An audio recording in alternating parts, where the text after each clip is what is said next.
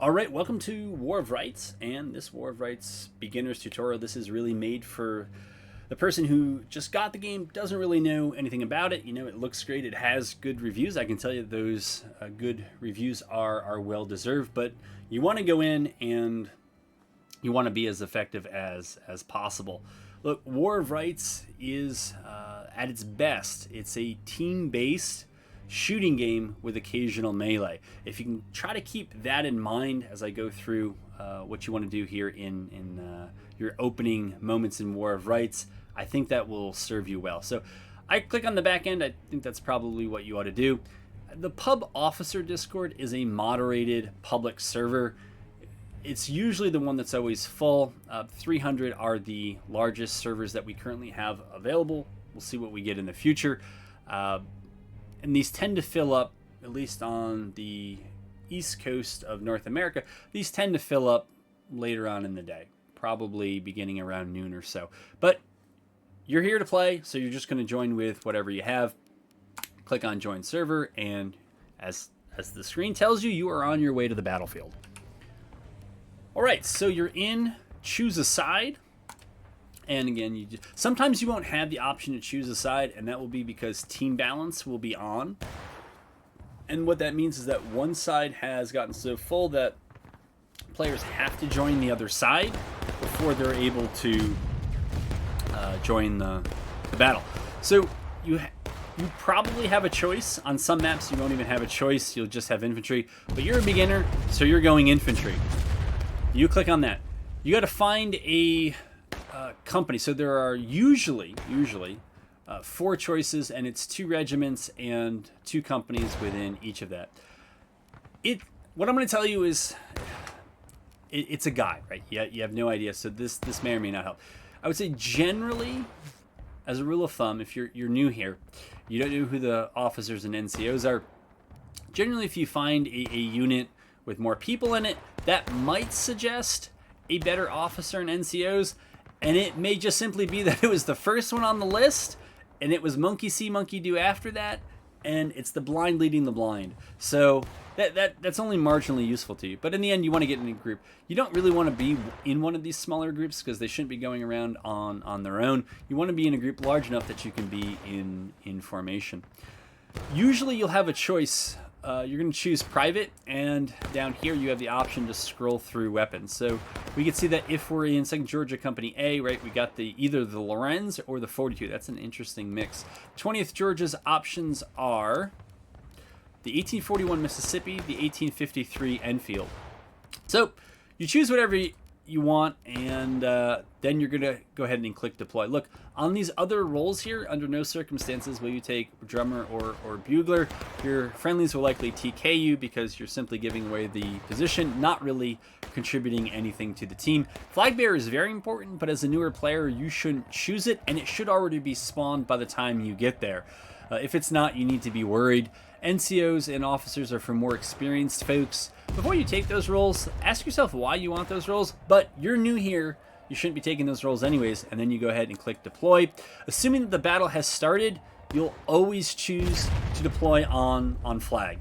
The reason is that's usually where your officer is, that's where people are going, and it's going to be quicker to spawn on flag with the way the game has changed than it will be to spawn main or infantry deployment and then run there. When you're spawning on flag and it's in formation, right now you only have a 5-second wait time. If it's in skirmishing, then it's going to be 10 seconds, but that's twice as fast as it used to be.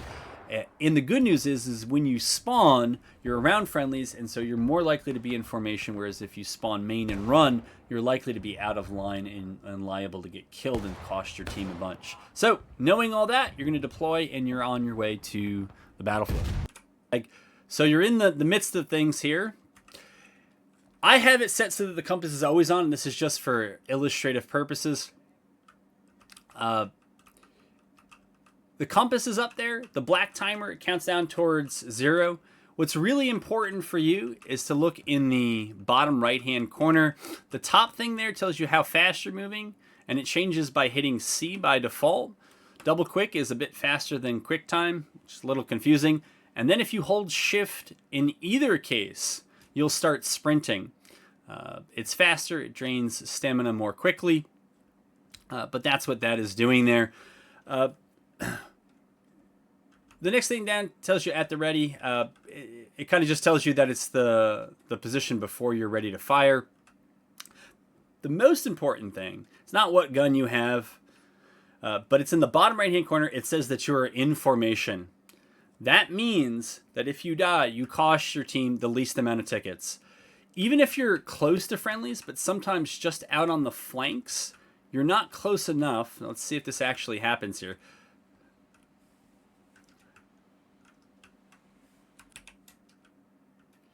Well, I can't get it to go down, but if you're close to at least 2 other friendlies, so there's 3 of you in a small space, you'll see it go yellow. There it is. Okay, well, it was yellow and in skirmishing. You want to try to be close to folks, and if it's red and out of line, that means you're either on your own. You don't want any of that. We'll talk about reasons why you don't want that later. But in terms of the in-games heads-up display, that's what you want to know. It's very possible that if you join without tags and a low level, people may try to recruit you using in-game comms. It's a compliment. I would say wait, make sure you're ready for it before you actually do it.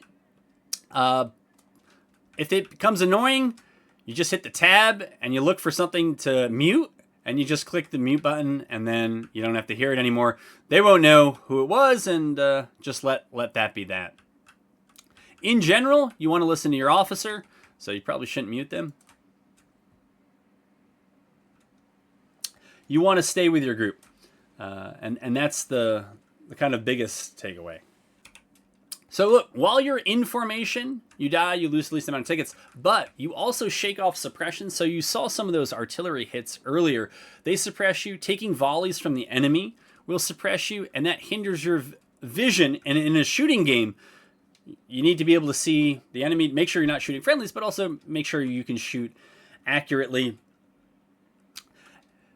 Lots of things require stamina. So running, aiming, melee, all those things are going to require stamina. And when you don't have it and you try to aim, you'll start to shake. And so I can't do it because I'm in formation, but it'll wobble. And so you'll be less accurate when shooting. And if you completely run out of stamina and you're trying to sprint, rather what will happen is you'll only be able to, I think, move in double quick. So you won't be able to move as fast. So that's why you want to be in formation. If you're in skirmishing, you'll get some suppression and fatigue relief, but it's not as great as if you are in formation. If you're out of line, those things recover at a snail's pace. So besides the ticket issue and the stamina and suppression recovery issue, which do matter, a final point about being in formation is when you're in formation, you are one additional person that's keeping the rest of your unit in formation. I'll raise the second thing that you can do here with this video playing, and then I'll kind of turn to other things. But you want to try to hit your shots. Right? This is like the second way you're going to be able to help your team. It's really hard to do in a game like this, particularly when the population on the server gets really high. You got 150 people, and you might be shooting with lines of 30, shooting at 30. You have no idea if you're volleying whether you're hitting your targets. They could be 200 yards away. You just don't know. So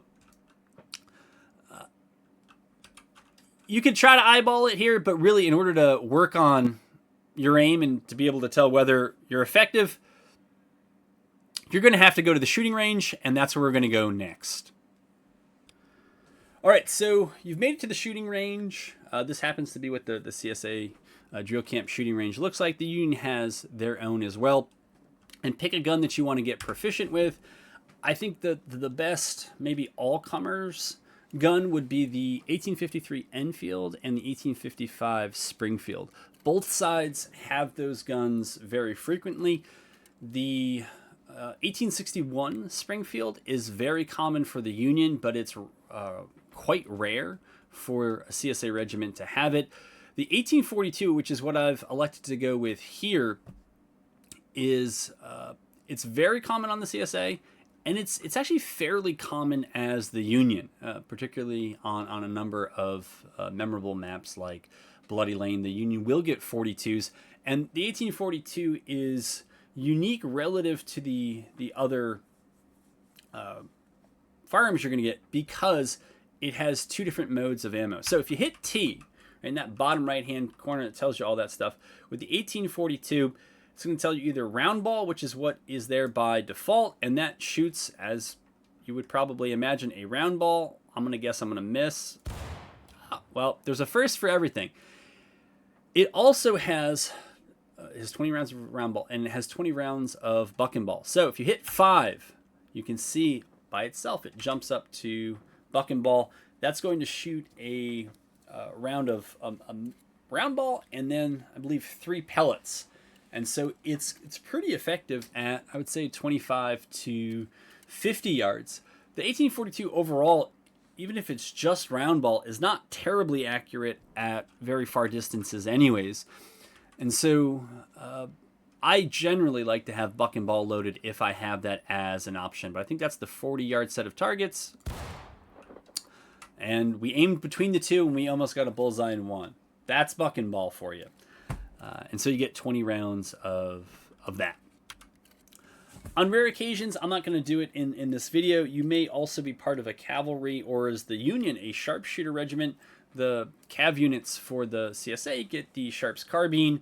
The sharpshooter regiments on the Union will get the Sharps rifle. Those are breech loaders, and so they have a much faster reload than the muzzle loaders. They're also quite good at range. I mean, some people think that they're not very accurate.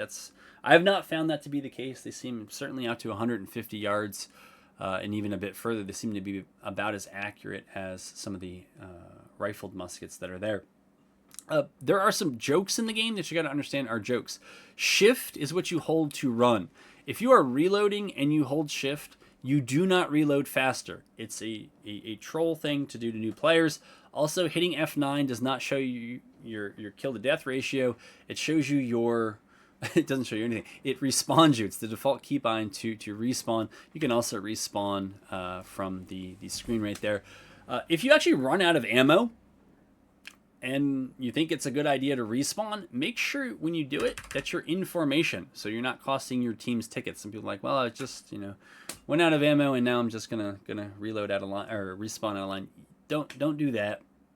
I would recommend while you're reloading, during the reload animation, which is about 18 seconds, you can hold left alt, or you can enable auto free look in the game settings, and then you can just look left right while you're reloading. Particularly if you're on the flank of your line and there's limited sight lines, you want to be taking a look over your shoulder to make sure no one's running up on you that shouldn't be, and then call it out if they are. So that's shooting accurately. That's the second way you're going to help your team early on. And finally, try not to team kill in melee. And the way you do this is, if you don't want it on all the time, when you hit T and you have friendlies who are very close, their names will show up above them. If you have somebody who's very close to you and you're hitting T and nothing's appearing above them, most likely that is not a friendly, and you should be ready to melee them. If you have the bayonet, you hit V to go to melee mode. You can go to melee mode with just the unbayonet gun, and then you got the club. It takes 3 whacks with the club to kill someone. With the bayonet on, gives you a little bit better range, and it's more lethal. It takes 2 stabs with the bayonet to down someone. If you are in the middle of reloading, and the officer says, break loads, we need to move, don't finish your reload and then join your friendlies, because the whole time you're on your own, you're out of formation and you are a ticket liability for your team. Break your reload. You can do that either by hitting R mid-reload cycle, or you can just start sprinting in the direction you want to go, and that breaks your reload automatically. So you're new, if you're dying in formation, if you're generally hitting your shots at close range, and you're not team killing in melee, you are an asset to your team. If you're not doing those things, you need to work on those things. Outside of the normal skirmish or drill camp target practice, some things you can work on to get better. When the time is right, do your research, but when the time is right, you can join an organized group. I think you are a very lucky War of Rights player if you can find a pretty big group that's pretty knowledgeable and drama-free. It'll make the experience, I think, far better, and then you can compare organized play to pub play and see what you like. Finally, if it suits you, I would encourage you to watch videos with the kind of eye in the sky perspective. There are several folks who do this. Battle Line Network, I'm going to mispronounce the person's name, but Koto. And I know Jehovah, I watched a lot of his videos back in the day of UEC line battles. The commentary, the movements of those officers, all of that is extremely valuable to you as a new player.